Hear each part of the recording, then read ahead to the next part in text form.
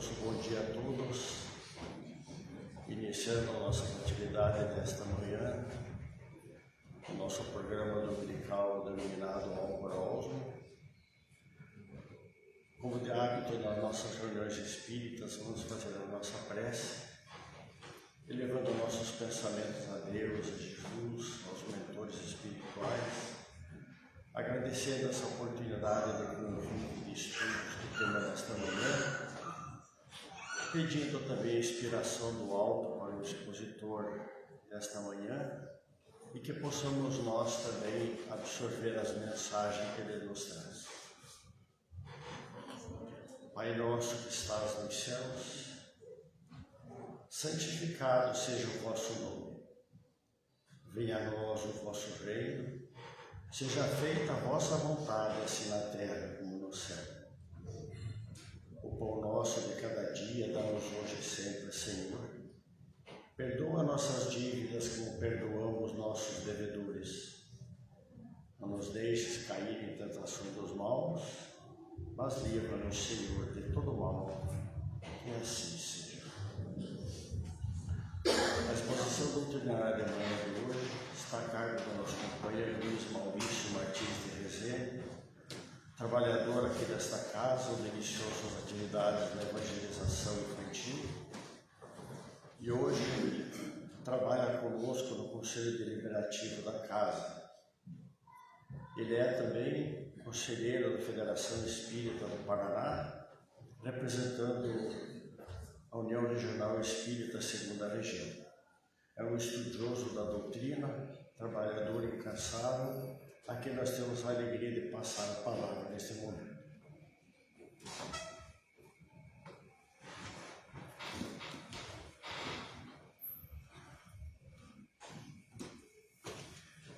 Bom dia a todos. É sempre renovada a alegria, a satisfação, quando nós nos oportunizamos a nos reunirmos sob os auspícios da doutrina espírita. Nessa manhã de domingo poderemos ter aceitado tantos outros convites ou possibilidades de estar entre os nossos, no convívio familiar, este ou outro aquele convite social, reuniões, encontros, atividades livres, naturais do nosso dia a dia e compromissos. Mas se decidimos todos nós priorizar aqui estarmos, guardarmos esta hora da manhã de domingo para refletir em torno da doutrina espírita, é porque luz em nós a percepção de que a vida extrapola muito mais aquilo que os sentidos conseguem perceber, a memória consegue registrar, ou a percepção do mundo normalmente define ou convém. Percebemos que a vida extrapola-se muito mais além do túmulo e ela antecede o nascimento, e por isso entendemos necessário investir nas coisas do mundo, nos nossos compromissos, nas responsabilidades, viver no mundo com os desafios de quem está no mundo. Mas também percebemos já, e talvez seja os primeiros sinais incipientes ainda de tantas histórias reencarnatórias de cada um de nós, em que mesmo reencarnado, em que mesmo quando todos os sentidos parecem nos dizer o contrário, onde nada tácito, claro, ou comprovado cientificamente de modo irrefutável possa nos dizer de que há algo além daquilo que vemos, percebemos, mas se mesmo assim temos a certeza o suficiente para estarmos nessa manhã aqui de domingo reunidos, é um momento de alegria para todos nós, porque o olhar nosso sobre a vida começa a aprofundar-se, começa a ganhar um outro colorido, consequentemente, a nossa relação com o mundo, para conosco, para com o próximo e para com as coisas de Deus, também se torna bastante diferente. Não há como iniciar uma palestra aqui no Francisco de Assis sem referenciar o pleito, ou fazer um pleito de gratidão a esta casa. Como Armando mencionou, não foi bem que essas atividades espíritas começaram na infância, mas o trabalho que eu dei à casa começou na infância. Quando meus pais, aquela vez que minha mãe é presente, que insistiam, porque eu não era das crianças mais dóceis, a dizer a verdade, mas insistiam para que eu estivesse aos domingos aqui na evangelização, no piso de baixo, quando então evangelizadores carinhosos afetuosos, ofereceram então os primeiros entendimentos meus sobre a doutrina espírita. E desde então, ao longo dessas boas décadas, o Francisco de Assis é presença indelével, marcante na minha trajetória terrena. Então não há como não agradecer a esta casa por tudo que ela tem ofertado, oferecido, e sendo baliza, referência e amparo em inúmeros momentos dessa reencarnação. Qual o maior mandamento da lei de Deus? A pergunta de caráter profundo começava um diálogo de maneira inusitada. Inusitado pelas duas figuras que travam esse diálogo. De um lado, aquele que depõe a pergunta era um doutor da lei. Um doutor da lei, à época, eram pessoas de certa forma privilegiadas. Privilegiadas porque tinham a possibilidade de ter estudado em grandes escolas. Provavelmente em Tarso, Alexandria, ou mesmo em Atenas, houvera num mar de analfabetos e iletrados, era alguém que houvera frequentado os largos anos de estudo. Tivera contato com mestres, com pessoas experientes, pudera beber então de fontes nobres do conhecimento humano e assim desenvolver o seu intelecto, não só das coisas do mundo, mas particularmente sobre a Torá, sobre a legislação judaica. Era alguém que tinha o privilégio, a responsabilidade de participar de decisões que eram ao mesmo tempo civis, jurídicas, mas religiosas, porque era o mesmo código. O código que definia as relações civis era o código que definia as relações jurídicas, que imputavam penas ou não, era o código que definia as relações com o religioso.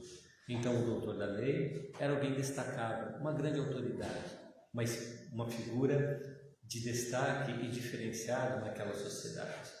Então, um homem de posses, não só materiais, mas culturais, trava o diálogo com alguém que viera de uma terra simples, de uma cidade pequena, filhos de carpinteiro, logo tinha por ofício o carpinteiro, a carpintaria, porque rezavam as tradições judaicas de que não importa as posses e não importa o quanto a sua família possuía, todo homem, todo varão judeu deveria ter a capacidade de ganhar a vida com o esforço das próprias mãos. Então, mesmo que a família fosse abastada, cabia ao pai, após os 5, 6 anos de idade e até o bar mitzvah, em torno dos 13 anos, enveredar o filho, não só fazer a iniciação dele religiosa, frequentando a sinagoga, para que então tivesse a maioridade religiosa quando fizesse o seu bar mitzvah, mas também nas lides do ofício a que se dedicava a família. A cada família, um ofício. Então aquele homem simples, ele era um filho de carpinteiro, consequentemente, o seu pai também lhe ensinara os ofícios da carpintaria. Era um homem simples.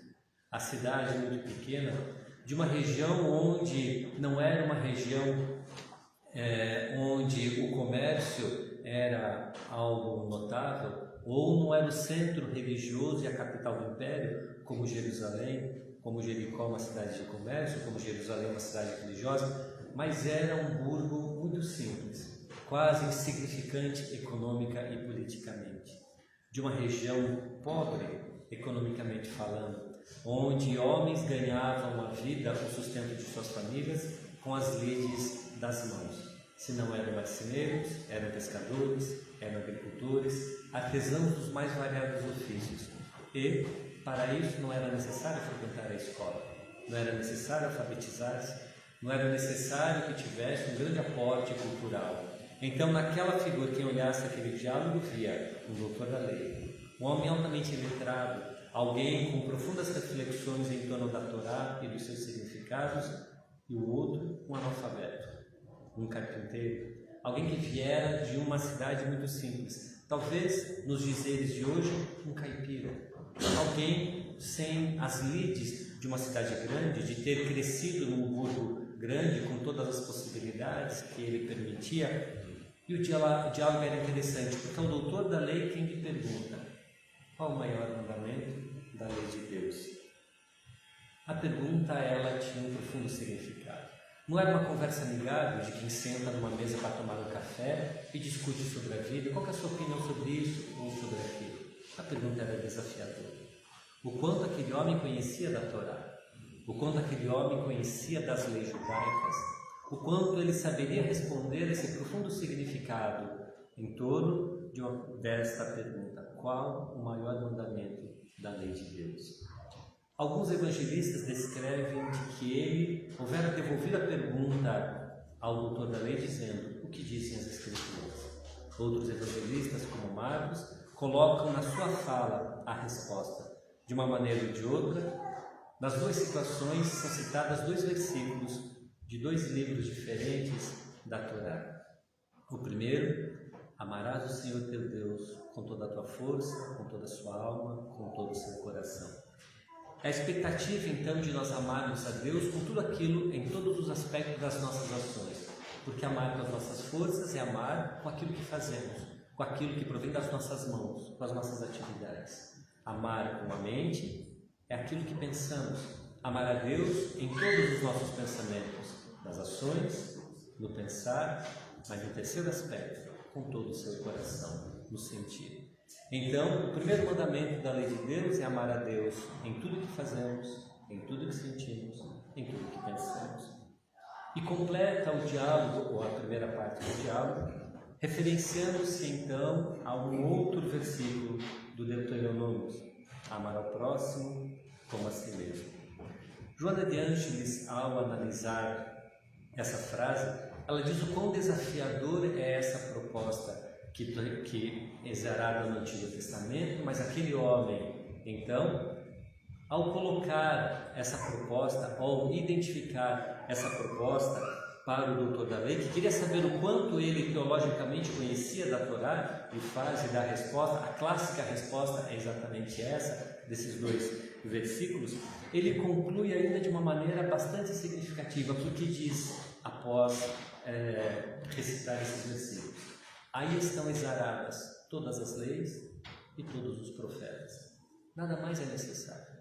Para que discutir algo a mais, se aí estão todas as leis e todos os profetas? Todo o mais que lermos, que discutirmos, que refletirmos, estão sintetizados nesses 2 aspectos. E aí que Joana de Ângeles, o Espírito Amigo, nos fala do desafio que é o amar a Deus.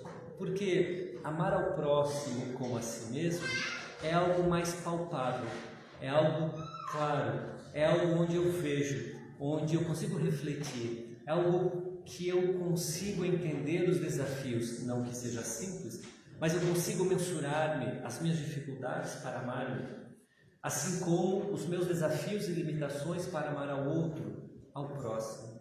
Por isso ela propõe de que façamos o exercício de aprender a amar ao contrário, para amar a Deus, após aprendermos ou incitarmos ou começarmos este aspecto de amar ao próximo e amar-se, porque isso é mais próximo de nós.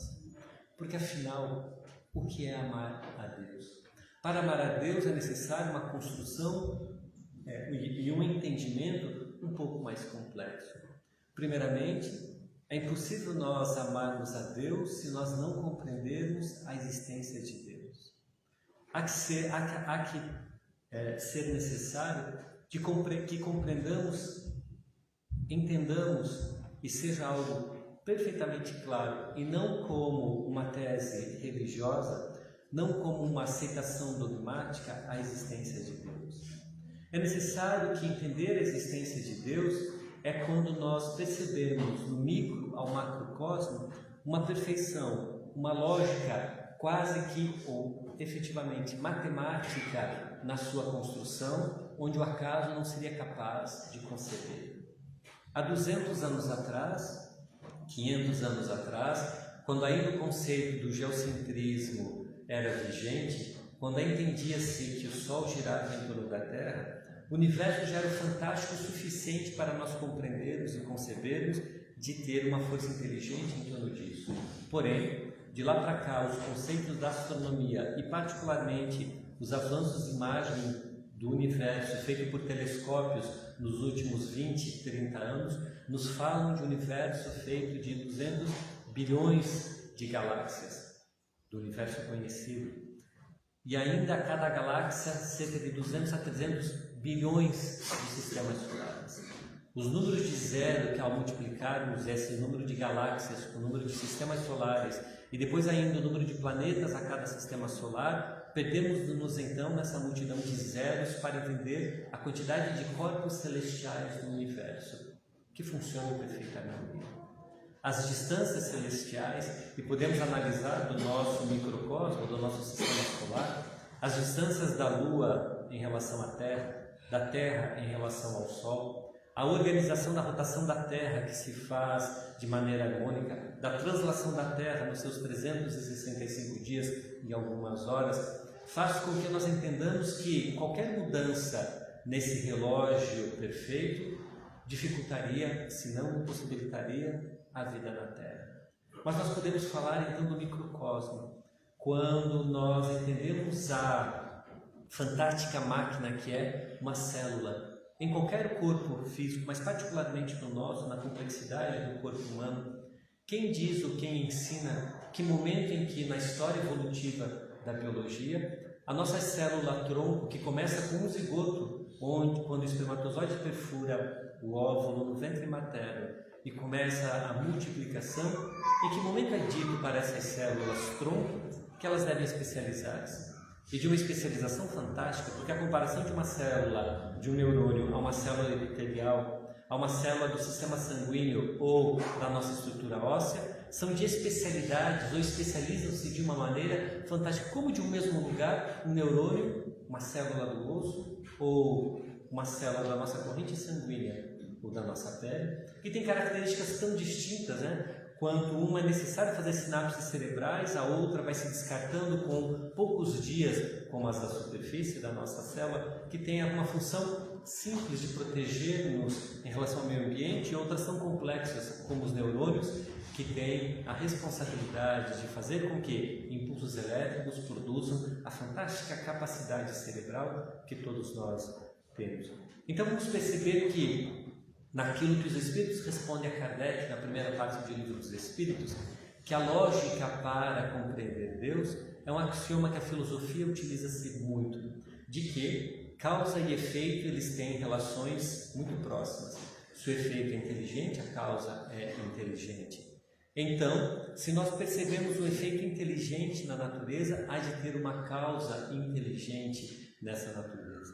É quando nós compreendemos de que há uma causa inteligente que eu consigo emocionar-me ao ver o pôr do sol, que nunca é igual um dia ao outro. E mesmo que eu compare os pôres do sol, os nasceres do sol, no mesmo dia do ano, com a mesma incidência solar, na mesma posição nossa em relação à estrela solar, mesmo assim serão diferentes. Os matizes do céu, a luminosidade, a beleza se mostra diferente. Quando nós conseguimos entender a grandiosidade que faz com que tartarugas vão à mesma praia onde as gerações anteriores colocaram ovos e ela, muito pequena, rompeu a casca para, sem ninguém lhe dizer, ela sabia a direção do mar. E ela vai então, fagueira, em direção ao mar para iniciar uma nova vida e depois, quando amadurecida, faz a sua vez na perpetuação da espécie, voltando à mesma praia. Quem ensinou essa tartaruga? Quem ensinou João de Barro a construir a sua casa de maneira que o vento do inverno não irá matar os seus filhotes, ou as enguias, os peixes, a voltar à mesma fonte de origem das suas gerações anteriores, para então ali começar uma nova geração. É quando nos emocionamos dessa máquina perfeita do universo que nós vamos consolidando esse entendimento de que sim, há um Deus. Porque o acaso seria muito tolo. Imaginar que o acaso fosse capaz de tanta possibilidade. Há quem diga que seria análogo a nós pegarmos várias palavras, colocarmos num saco, sacudirmos e jogarmos elas ao acaso, e aí então, depois de algumas tentativas, ao acaso essas palavras se organizariam de maneira a ter um belo poema, porque então teríamos algo inteligente, um poema, e a causa não seria inteligente, seria fortuito, seria o acaso e não uma fonte de inteligência. São reflexões aprofundadas sobre aquilo que nos cerca, desde o nosso organismo, desde a natureza que nos cerca, ao grande macrocosmo do universo, que nós vamos compreendendo de que sim, há um Deus. Para amar a Deus, o primeiro aspecto não é aceitar de que Deus existe como uma convenção, como uma tradição cultural ou religiosa, ou como um dogma inquestionável. É compreender em profundidade e questionar: se não houver Deus, como explicar o universo?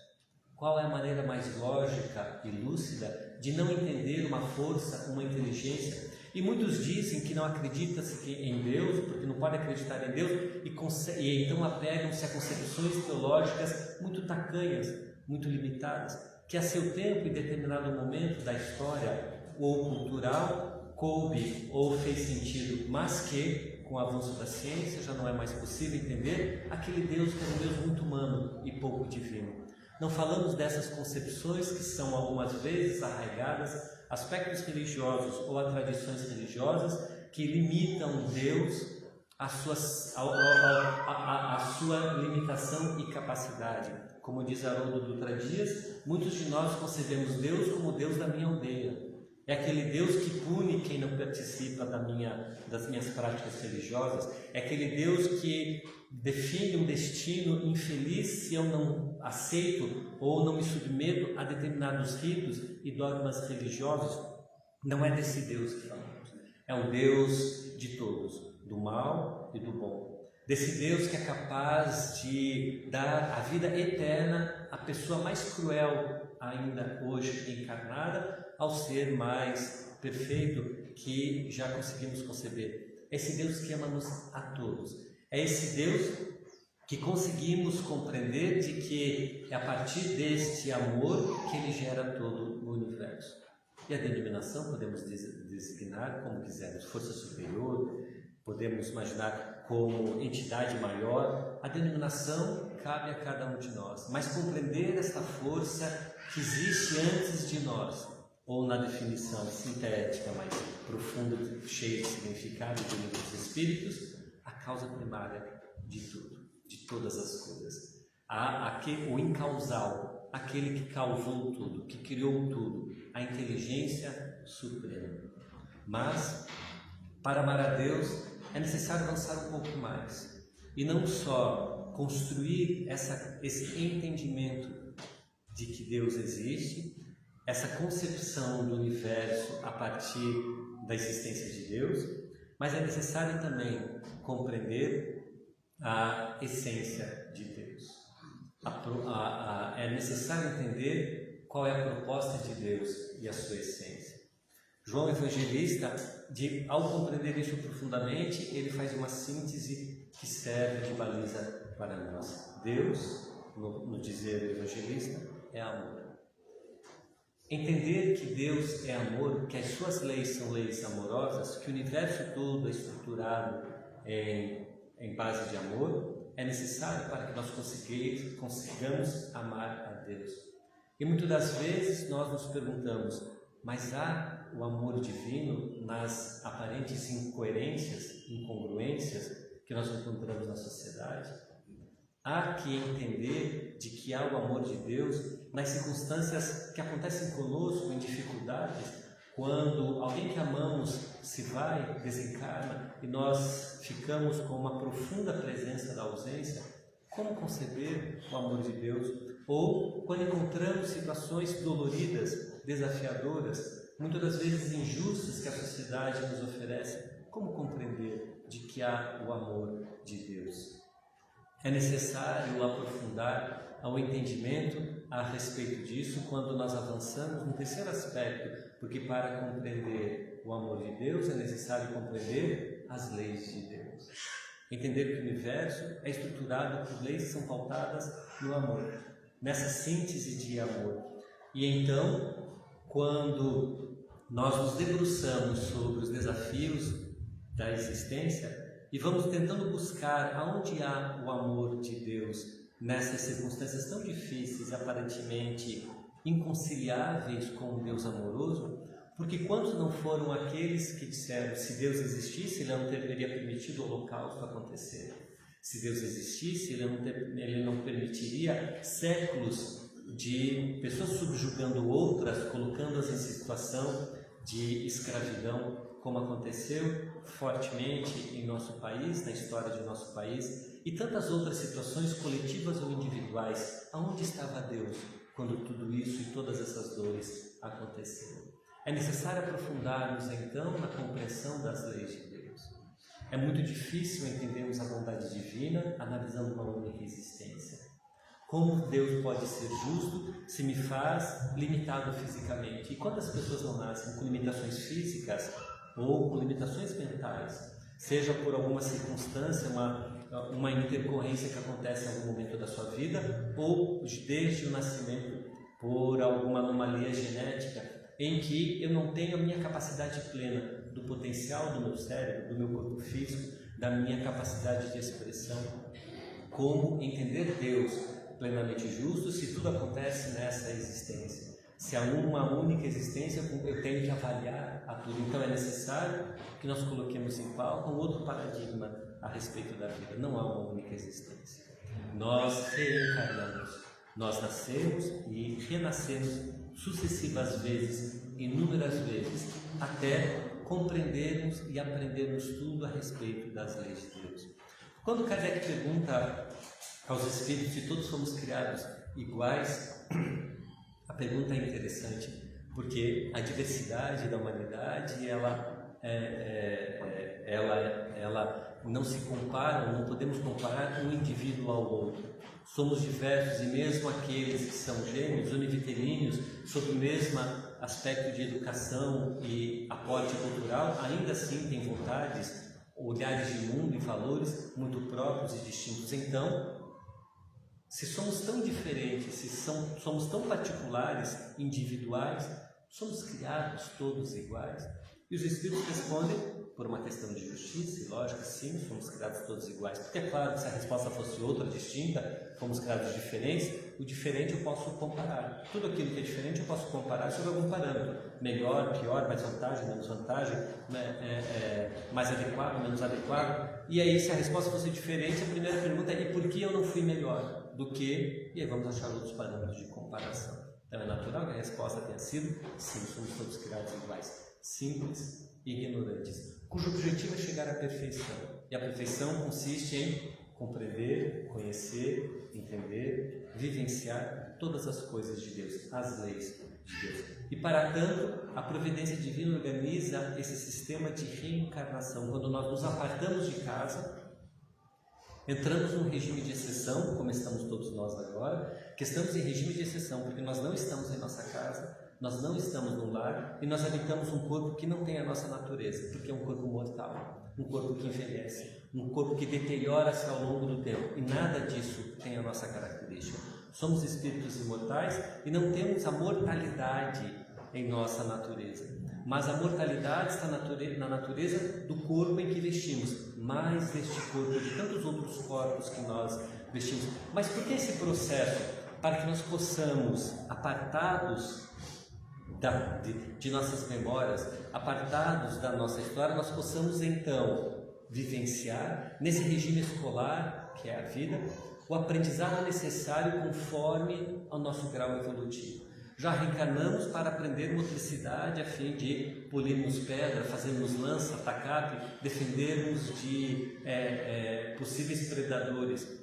Já reencarnamos aprendendo os primeiros sinais de comunicação, quando fazíamos alguns sinais e símbolos nas rochas das pedras. Já reencarnamos em tantos momentos da história de nós mesmos, da história da humanidade, e hoje reencarnamos num mundo profundamente tecnológico, com grandes avanços na área das conquistas dos direitos humanos, das minorias, da democracia, onde este avanço da nossa esse processo civilizatório, como diz o sociólogo Norbert Elias, vem avançando a largos passos. E é claro que, mesmo assim, encontramos muitas dificuldades, muitos problemas, mas é inquestionável esse processo civilizatório ganhando os séculos. O que era a sociedade 100 anos atrás? Não só falamos de tecnologia, de possibilidades, de avanços no campo da medicina, da farmacologia, que permite com que a nossa expectativa de vida chegue próximo dos 80 anos em nosso país e alguns outros países já passados dos 80 anos, mas falamos também de avanços no campo dos direitos do cidadão, das possibilidades acredito, porque aquilo que era tão perfeito e natural, a banalidade da morte há 100, 200 anos atrás, através de duelos, de vinganças, de emboscadas, não que hoje elas não aconteçam, mas elas são recriminadas, elas encontram as prerrogativas e o embate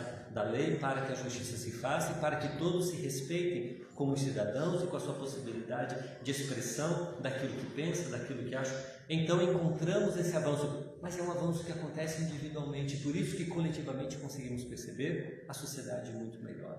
As conquistas intelectuais que os campos da tecnologia, da ciência trazem, são avanços individuais de espíritos intelectualizados e que reencarnam com as suas possibilidades, ofertando então avanços nos mais variados campos do conhecimento humano. Mas os avanços morais que nós encontramos na sociedade também são reflexos de avanços individuais. Cada um de nós vem progredindo individualmente e ao reencarnar impacta isso na sociedade.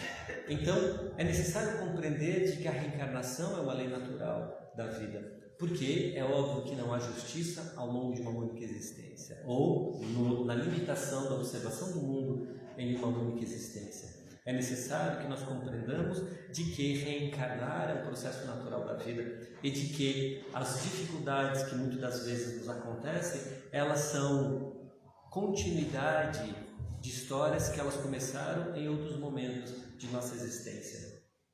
Sejam elas coletivas, como encontramos os desastres, como encontramos as provações coletivas, onde um contingente grande de pessoas passam por dificuldades, por sofrimento, por privações, e ultimamente os noticiários vêm nos dando grandes exemplos de como cidades impactadas por efeitos climáticos extremos ou por situações difíceis, terremotos, enchentes, chuvas intensas, e toda uma coletividade passa por dificuldade. Quando encontramos, há algumas semanas atrás, mais de uma dezena de milhares de pessoas desencarnadas numa cidade na Líbia devido a rompimento de barragens após chuvas extremas. Ali vemos então, coletivamente, o resgate. Por que tantas pessoas desencarnando ao mesmo tempo? E morreram dormindo, muito delas, porque era de madrugada quando essa torrente de água invadiu casas. E por que essas pessoas? Por que estavam ali? Por que exatamente naquele momento? Por que naquela hora rompeu esse dique? Por que não durante o dia, onde talvez pudesse perceber alguma ameaça e avisar, ou que as pessoas pudessem escutar algum barulho, algum estrondo, ir para algum lugar mais alto, evadir-se? Por que exatamente naquela situação? E vamos nos perguntando, de tantos desastres que acontecem, a queda de um avião, é um terremoto que acontece em tal país, outro país, e percebemos então que individual e coletivamente nós vamos fazendo processos de resgate, de aprendizado, onde aquele aparente sofrimento e dor que hoje encontramos nas manchetes de jornal ou na situação que nos aparece, elas são muitas das vezes conclusões de histórias difíceis, e que o resgate do aprendizado a partir daquilo que nós sofremos a carência ou somos privados de, pode então provocar-nos a reflexão da valorização, porque, como diz Joana de Ângeles, tudo aquilo que nos falta, tudo aquilo que nos é carência hoje, tudo aquilo que nos sentimos a necessidade, é aquilo que nós malbaratamos ontem, desperdiçamos ontem. Então é necessário, e o tempo é proporcional, e a intensidade dessa carência, dessa ausência também é proporcional ao quanto que nós malbaratamos. Então os momentos de carência, sejam material, seja emocional, seja de qualquer aspecto, elas sempre vão ser proporcionais àquilo que eu mal utilizei, mal baratei ontem, e o tempo suficiente para que esse aprendizado se consolide na minha intimidade. Quando o aprendizado se der, quando a lição se concluir, o processo se conclui, já não é mais necessário. Porque não há um castigo divino, e esse é o segundo aspecto para compreender a essência de Deus. Deus não nos castiga. A ideia de castigo divino é uma construção teológica que, ao longo de reencarnações, nós fomos aprendendo a temer a Deus no processo de medo da divindade, como se a providência divina, a divindade, fosse espreitar atrás da porta a fim de auscultar os nossos pecados, erros, tropeços, e a primeira falha, então, imputar castigos. Agora, então, a força, a ira divina irá se, com a sua mão pesada, irá se impor sobre nós, ou agora, ou logo depois que desencarnarmos, morrermos. Há que se desconstruir esse entendimento de que Deus castiga. Entender que Deus castiga é tão infantil quanto nós esmurrarmos uma parede e imaginarmos que essa parede está castigando, nos castigou porque a mão ficou machucada. E não entendemos que é um processo natural e uma lei da física, onde eu coloco uma força e essa força é devolvida à minha mão, e por isso eu sinto o choque mecânico e machuca então a minha mão. Ou colocar os 2 dedos na tomada, fechar o circuito elétrico, sentir o impacto da corrente elétrica e dizer que é um castigo da tomada que agora não me quer bem. Dessas coisas que a gente fala com criança, né? Olha, você me comportou, castigou. É a mesma infantilidade imaginar que Deus nos castiga. De maneira nenhuma, mas nós somente arcamos com as consequências dos desvios que fazemos perante as leis de Deus. As dores que nos chegam, elas são todas elas são opções que fizemos. Porque todas as vezes que agimos coerentemente com as leis de Deus, nós estamos agindo amorosamente. É uma opção de aprender a amar. Agir conforme a lei de Deus é agir de maneira amorosa, é agir conforme a harmonia do universo, é agir conforme a nossa essência.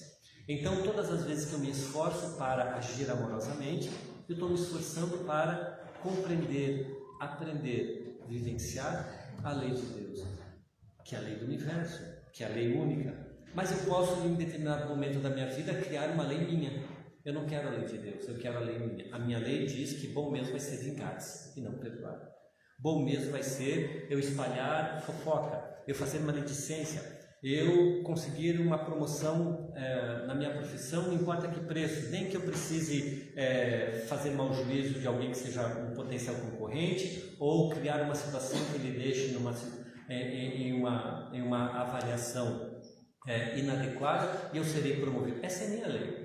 É uma lei onde vale o mais esperto, por exemplo. É a minha lei onde eu defino que cada um que se vire com aquilo que tem, eu posso compreender e gerenciar a minha vida a partir dessas leis. Eu abandono a lei de Deus e eu construo a minha lei. Eu me coloco na posição de Deus. Eu me coloco acima de Deus, porque a minha lei é mais importante, mais válida, mais significativa do que a lei de Deus. Porque se não fosse, a gente ia conforme a lei de Deus.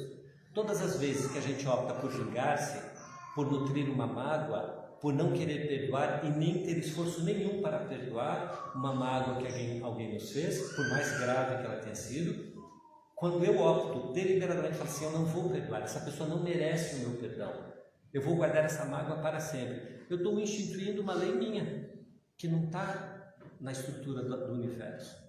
Então, se ela não está na estrutura do universo, eu estou criando uma lei própria que é desarmônica com todo o universo. E eu começo a gerar um impacto desarmônico em mim. Porque eu começo a vibrar de uma maneira diferente, que não é harmônico, que não é da minha essência, que não faz parte da minha natureza. Porque a minha natureza é uma natureza amorosa.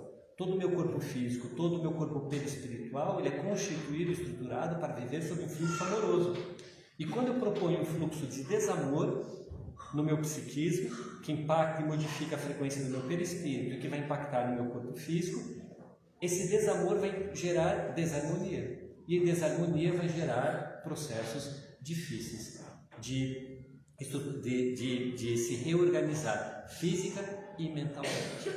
Então, quando nós começamos a compreender de que aquilo que comumente chamamos de castigo divino nada mais é do que o reflexo das opções que fizemos em transgredir as leis de Deus e que a vida nos sinaliza dizendo que está algo errado, análogo à dor do corpo físico, né? Fisicamente sentimos dor porque o corpo nos alerta de que algo está errado. E aí nós nos atentamos o que está acontecendo e vamos auscultar, vamos perceber qual é a origem daquela dor a fim de conseguir debelar a causa da dor. Analogamente, as dores que a vida nos oferece, elas também têm esse sinal. A desarmonia que nos oferece de pequenas coisas. Por que nós nos sentimos tão desequilibrados quando brigamos com alguém? Quando nós estamos no trânsito, alguém faz uma má educação, uma barbeiragem, nos fecha, toma a vaga que claramente era a minha prioridade no estacionamento do supermercado, e eu me desequilibro e eu sou capaz de baixar o vidro, xingar a pessoa e maltratá-la. Qual é o sentimento? Como que eu me sinto após isso? Claramente a vida demonstra de que aquele sentimento que eu externalizei não é da minha natureza, porque eu tenho mal-estar. Eu me sinto em desequilíbrio, eu me sinto em desarmonia. Logo, aquele sentimento não é da minha natureza, não faz parte da minha natureza.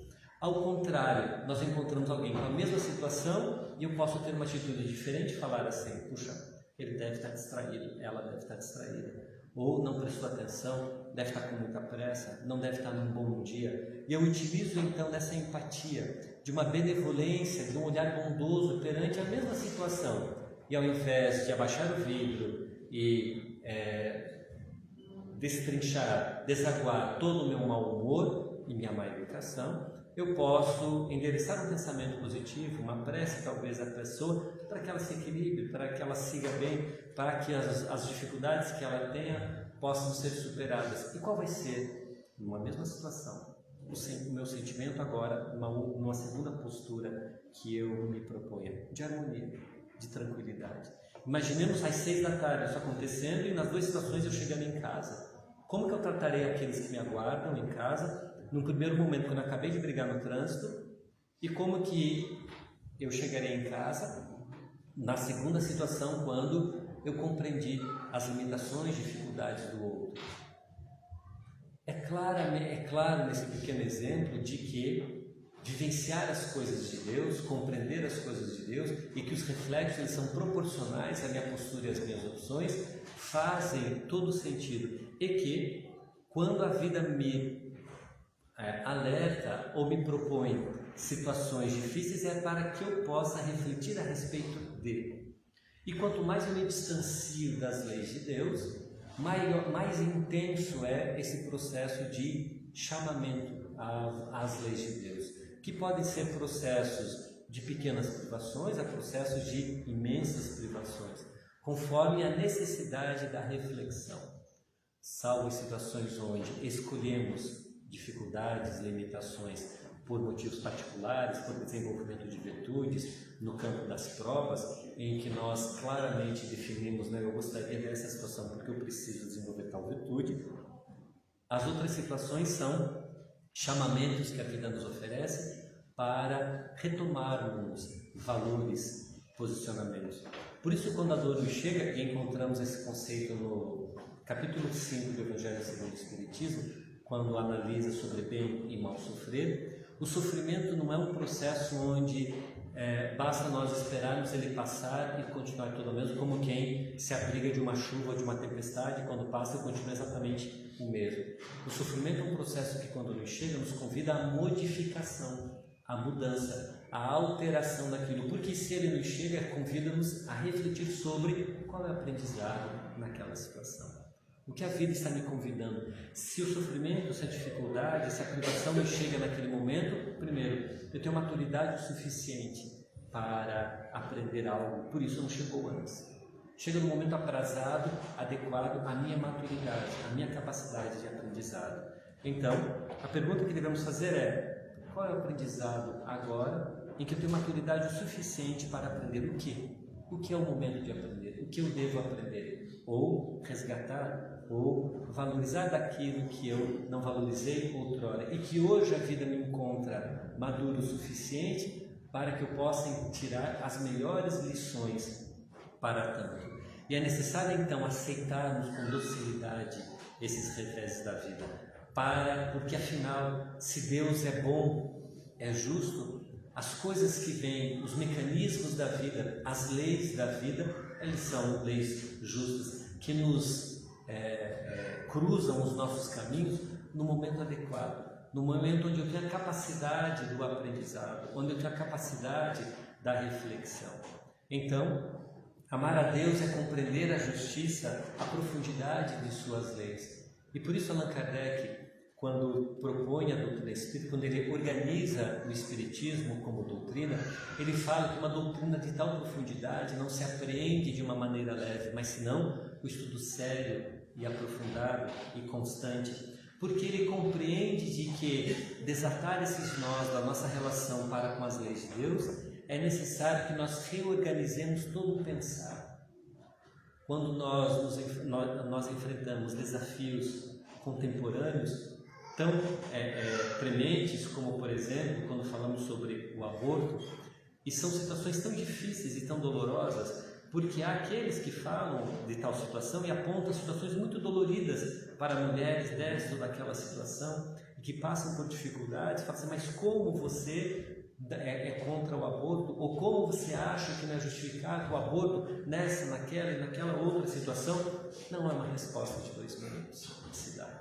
É claro que respeitamos a opinião daqueles que falam sobre direitos humanos, direito da mulher sobre o seu corpo, mas que passam ou partem de um paradigma materialista, em que a mulher a única vida que existe ali é da mulher, e que no seu ventre é apenas uma multiplicação celular, em que a ciência não tem muito claro onde efetivamente a vida começa, porque essa é a grande discussão da ciência, quando começa a vida. E a discussão então de biólogos, de cientistas, de médicos, gira exatamente em torno de em que semana, em que mês, em que momento, a partir do desenvolvimento de qual processo no corpo do feto. Mas quando nós compreendemos sobre a grandiosidade da vida, quando entendemos sobre o planejamento reencarnatório, quando entendemos sobre as oportunidades que a vida nos oferece, nós redimensionamos essa discussão.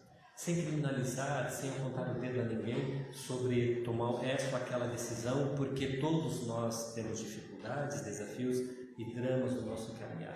Não é esse o processo, mas nós conseguimos compreender em mais profundidade temas complexos, como esse, que é a pauta da discussão em nosso país nessas últimas semanas, mas tantos outros problemas complexos. Porque como reencarnar uma família onde a mãe é uma irresponsável, o pai é um alcoólatra e a criança cresce criada pela rua? Onde a bondade de Deus? Aonde Deus está ali? Ou mesmo quando falamos sobre os processos de escravidão, ou do holocausto de judeus, ou da perseguição de tantas minorias étnicas que acontecem hoje pelo mundo, como nós encontramos nos noticiários, como Deus pode ser justo? As respostas elas não são simples. É necessário aprofundar sobre os mecanismos complexos da lei de Deus. É necessário que nós possamos entender sobre a vida e os objetivos da vida. E o Espiritismo nos é ferramenta incomparável para tanto. Mas é necessário que nós nos debrucemos em torno dos conceitos espíritas. Não para fazermos do Espiritismo uma escola de filosofia e um exercício intelectual, mas para compreendermos melhor e em profundidade as leis de Deus e a partir daí então modificarmos, encontrarmos respaldo intelectual para modificar a nossa postura. Estudar o Espiritismo é buscar a construção intelectual, a motivação intelectual para modificar comportamentos morais que até então nós nos convencemos por outro convite. Por quê? Ao Espiritismo não é dado nenhuma concepção nova, moralmente falando, daquilo que o cristianismo oferece. É interessante que Jesus a sua fala é muito clara quando diz que ele não veio derrubar a lei mosaica, mas dar continuidade, quando ele avança sobre a concepção mosaica, transformando o olho por olho e dente por dente, essa justiça relativa, por uma justiça amorosa. Se alguém lhe pedir para andar 2.000 passos, caminhar 3.000. Se alguém lhe pedir a capa, oferecer a túnica. Se alguém lhe bater numa face, oferecer a outra face. Uma proposta de amorosidade, de amar aos inimigos, orar por quem nos persegue. É uma revolução de comportamento. Quando o parâmetro de justiça era olho por olho, dente por dente, e Jesus propõe amar aos inimigos a ponto de orar por aqueles que nos perseguem, não é um inimigo que está à distância, não, é um inimigo ativo, é um inimigo dinâmico que está nos perseguindo, e ele propõe que nós oremos, oferecendo aquilo que temos de melhor emocionalmente, que é a oração em prol dessa pessoa, O Espiritismo também, ele não vem modificar a proposta moral do cristianismo, mas ele vem dar um subsídio intelectual para que nós possamos nos convencer da proposta de Jesus, para que nós possamos então aprender a amar a Deus em profundidade. E ao amar a Deus, o esforço para compreender as suas leis e vivenciá-las torna-se mais fácil. Porque nós somos daqueles que caminhamos há mais de 20 séculos escutando a Jesus e fazendo ouvidos moucos para os seus convites. Somos daqueles que não achamos que bem-aventurados sejam os mansos, os pacíficos, os pacificadores, os que têm fome e sede de justiça, os misericordiosos, os pobres de espírito. Não achamos isso, porque nós temos muito pouco de bem-aventurança em nosso coração. Somos muito pouco mansos. Preferimos fazer justiça com as próprias mãos do que ter sede e fome de justiça. Não somos pacificadores, porque somos os primeiros a fazer intrigas, a maledicência, a fofoca. Temos muita dificuldade de colocar as bem-aventuranças em nosso coração, porque ainda amamos muito pouco a Deus. Amamos pouco a Deus porque não compreendemos a sua justiça, a sua bondade, a amorosidade e as oportunidades ricas que Ele nos oferece. Muitas das vezes, sob o olhar de quem está reencarnado, que só é dor, miséria, carência, dificuldade. Mas, ao nos aprofundarmos naquelas situações, vamos encontrar ali a bondade divina, amorosa, nos dando a chance de resgatar os erros que nós escolhemos, porque todas as dores que nos acontecem, elas foram escolhidas, elas não foram impostas pela divindade. As dores que nos acontecem, as agruras, os desafios, eles são as escolhas de ontem e que refletem hoje. Mas se hoje já temos lucidez o suficiente, possamos escolher felicidade. Que possamos, mesmo resgatando as dores do ontem, possamos escolher felicidade, para que amanhã as escolhas de hoje elas se reflitam em nosso caminhar. Para aqueles de nós que temos a oportunidade, o ensejo de conhecer o Espiritismo, e são 9 bilhões de reencarnados, 8 bilhões de reencarnados somos hoje na Terra, tão poucos têm a oportunidade de conhecer o Espiritismo, de falar de reencarnação de uma maneira tão lúcida e clara, de ter a comprovação tácita, explícita, através da mediunidade, da imortalidade da alma, da continuidade da vida, de ter os relatos das crônicas daqueles que foram para o mundo espiritual e retornam, como André Luiz, como Manuel Filomeno de Miranda e tantos, falando do mundo espiritual, nos deixando claro o que será logo depois que nós morrermos, que eles encarnam, porque nós temos claramente isso, fato de informações. Aproveitemos a reencarnação, aproveitemos o ensejo, para que possamos absorver, consolidar no coração desses valores, porque amanhã a vida nos chamará a reencarnar em outros rincões, em outras possibilidades, com outros desafios, e aquilo que nós consigamos guardar no coração estará conosco lá, aonde nós estivermos. Muita paz a todos nós.